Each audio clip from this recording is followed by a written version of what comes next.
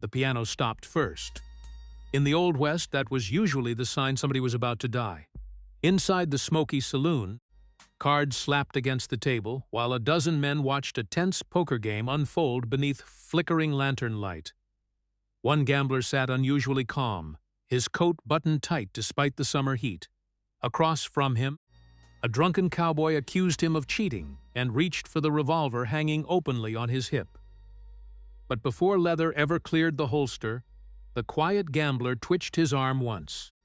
A tiny pistol slipped from his sleeve into his palm, and the shot exploded across the room at point-blank range. The cowboy collapsed backward before anyone even understood what had happened. Before we pull the trigger on today's story, if you're a fan of vintage steel and frontier grit, make sure you're subscribed. Now, let's head into the smoke. That little weapon was the Derringer, the most underestimated gun on the American frontier. It wasn't large, impressive, or powerful by frontier standards. In fact, many gunfighters mocked it openly. But deep down, almost everyone feared it more than the giant revolvers worn proudly on a cowboy's belt. A Colt on the hip announced danger from a distance. A Derringer meant danger could already be sitting beside you at the poker table. That was what made the weapon so unsettling. It erased the unwritten rules of violence in the Old West. Famous shootouts were dramatic, loud, and often happened face-to-face in the street. Derringer attacks were different. They happened in crowded saloons, cramped train cars, riverboats, brothels, and gambling halls where nobody had room to react. The gun was small enough to hide inside boots, vests, sleeves, purses, and even garters. Some gamblers carried one as a last resort. Others carried it because they planned to use it first. Lawmen hated the Derringer because it turned ordinary arguments into instant killings. Cowboys distrusted anyone who kept their hands beneath the table too long.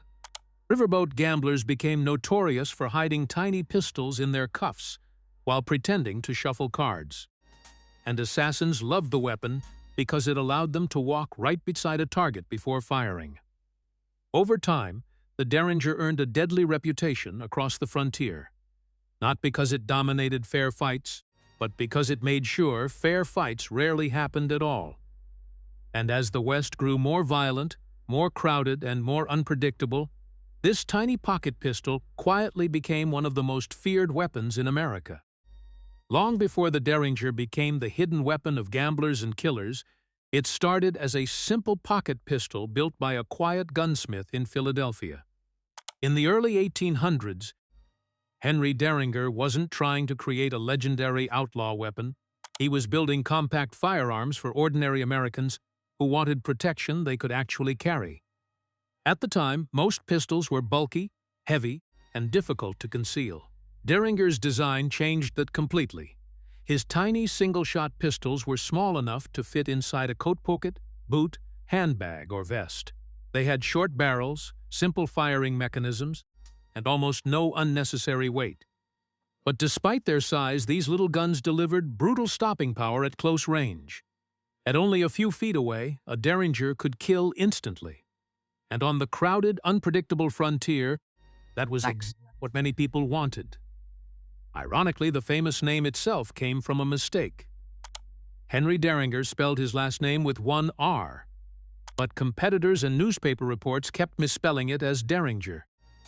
Eventually, the typo stuck, and soon almost every compact pocket pistol in America was being called a Derringer, no matter who manufactured it. As settlers pushed westward, the weapon exploded in popularity. Travelers crossing dangerous territory didn't always want a giant rifle slung over their shoulder.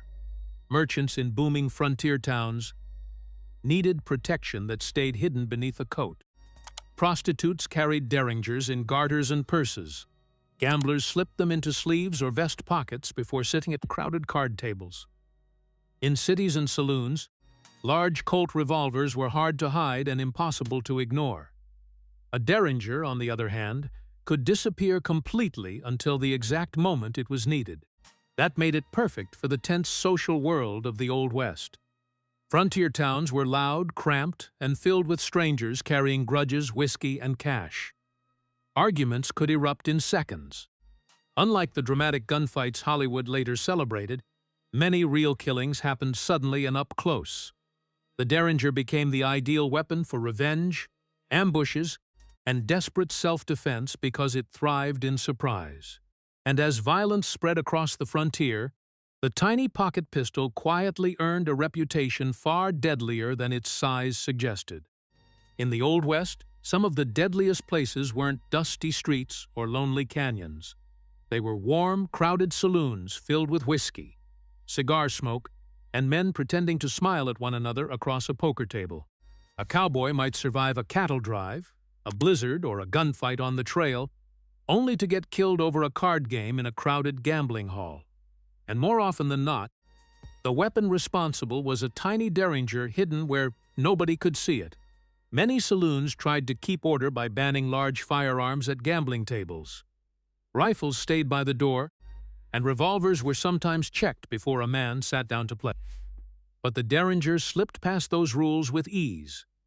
A gambler could hide one inside a sleeve, vest pocket, boot, or jacket lining without attracting attention. That made it the perfect insurance policy in a world built on cheating accusations, drunken tempers, and enormous piles of cash. Professional gamblers especially loved the weapon because their trade depended on deception. These weren't men looking for honorable duels in the street.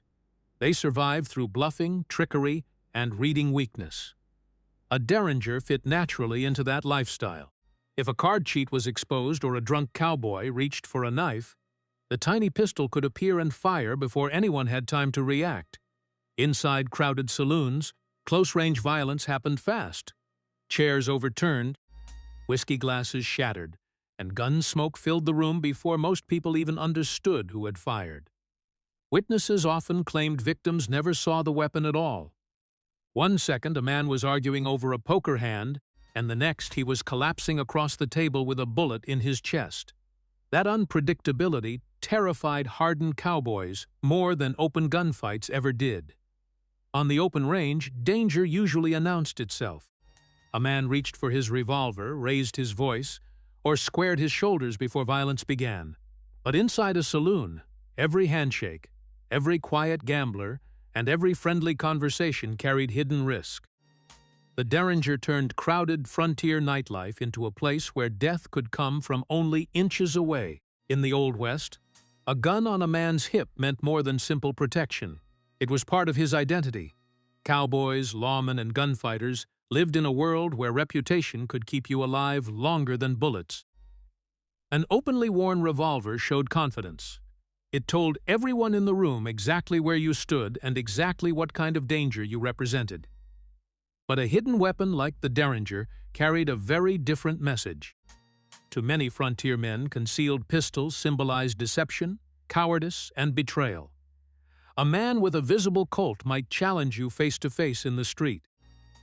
A man with a hidden Derringer might smile during a handshake and shoot you before you even realized there was a threat. That difference mattered deeply in a culture obsessed with toughness and personal honor. Experienced gunfighters understood this better than anyone.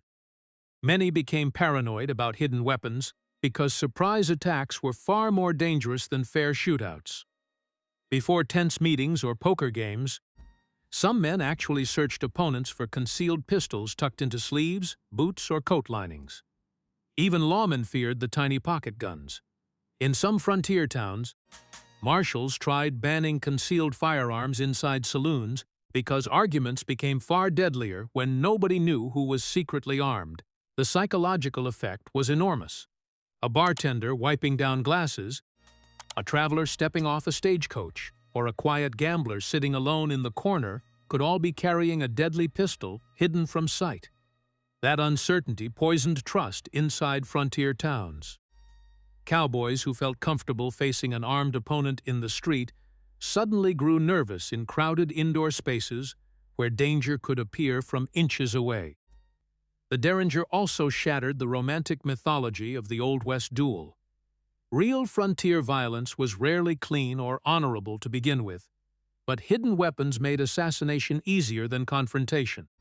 A tiny pistol allowed weaker, smaller, or outnumbered individuals to kill without warning, changing the balance of power in unpredictable ways. And that was the true terror behind the Derringer. It wasn't simply the gun itself. It was the feeling that anyone, anywhere, could secretly be one trigger pull away from murder. On the night President Abraham Lincoln was assassinated, the entire nation witnessed the terrifying power of a tiny pocket pistol. Inside Ford's Theater, actor John Wilkes Booth stepped quietly into the presidential box, carrying a single-shot Philadelphia Derringer, small enough to conceal easily in one hand. He fired one close-range shot into the back of Lincoln's head, then disappeared into chaos before most people in the audience even understood what had happened. The murder shocked America, not only because of who died, but because of how suddenly it happened. One tiny hidden weapon had changed the course of history in seconds. After that moment, the Derringer became permanently associated with stealth, betrayal, and sudden death in the American imagination. And out on the frontier, people already understood exactly what that meant. Across the Old West, pocket pistols were being used in robberies, revenge killings, saloon shootings, and ambushes where victims often never saw the weapon beforehand. Newspapers sensationalized these stories because Derringer attacks felt especially disturbing compared to dramatic revolver duels. A public gunfight at least gave both men a chance to react. A Derringer killing usually started and ended before anyone could move. Yet despite its deadly reputation, many ordinary people still carried one for protection. Stagecoach passengers crossing dangerous territory slipped tiny pistols into coat pockets. Businessmen traveling with cash kept them hidden beneath vests. Gamblers carried them under card tables in case cheating accusations turned violent. The weapon's weakness was obvious: poor range, limited accuracy, and often only a single shot. But at arm's length, none of that mattered. That was the genius of the Derringer. It existed for one horrifying purpose: delivering a fatal surprise before the target could defend themselves. And because of that, the gun gained a psychological power far greater than its actual size. Frontier cowboys who feared no man in an open street duel still grew nervous around quiet strangers with their hands hidden beneath a coat. The Derringer proved something deeply unsettling about the Old West. No matter how fast, strong, or experienced a gunfighter might be, all it took was one harmless-looking person standing close enough to pull a hidden trigger. At first glance, the Derringer looked almost laughably impractical. It was tiny, usually carried only one or two shots, took precious time to reload, and became wildly inaccurate beyond a short distance. Compared to the large Colt revolvers and repeating rifles of the frontier, the little pocket pistol seemed badly outmatched. But the reality of Old West violence made those weaknesses far less important than people imagine today. Most frontier shootings did not happen across dusty streets at 20 paces. They happened suddenly, indoors, and at distances so close a man could smell whiskey on the other person's breath. In those moments, accuracy hardly mattered. A heavy-caliber Derringer fired directly into the chest or head from only a few feet away could cause devastating damage instantly. The gun was never meant for drawn-out gunfights. It was designed for survival during surprise confrontations where there might only be time for one shot. That practicality made it incredibly popular. Women traveling alone often hid Derringers inside handbags or garters because the pistols were compact and simple to use. Shopkeepers kept them beneath counters in case a robbery turned violent. Riverboat passengers slipped them into coat pockets before boarding crowded decks filled with strangers.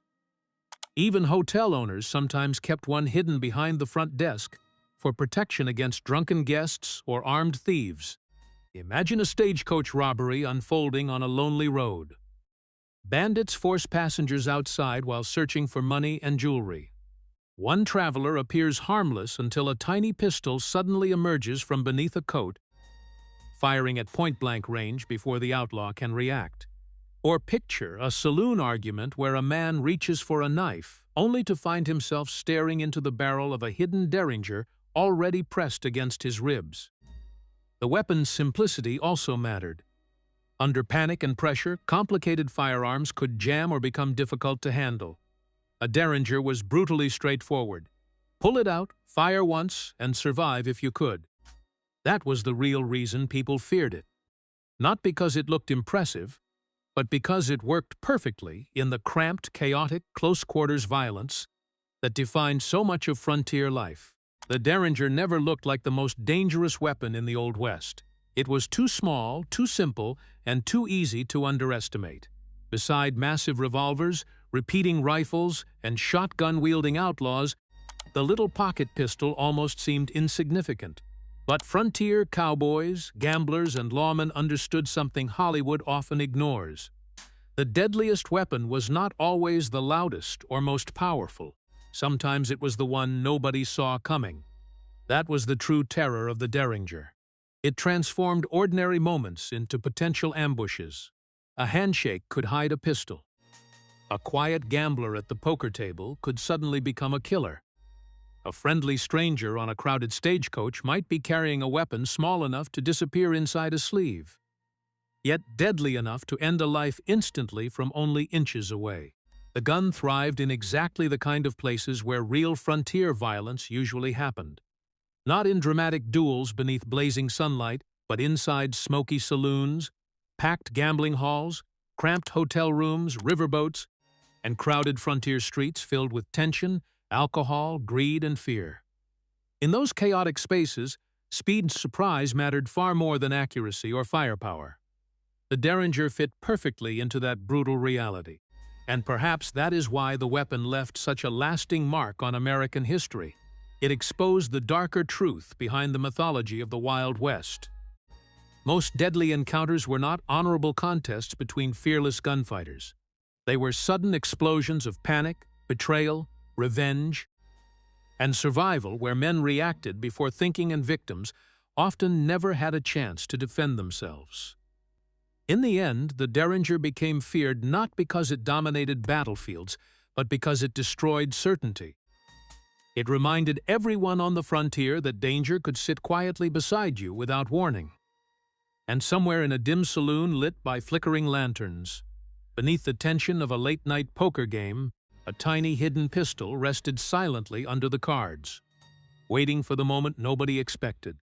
The West is full of legends, and we're documenting every single one. Join the ranks by hitting that subscribe button and smash the like if you enjoyed this ride. Thanks for riding along. See you on the next trail.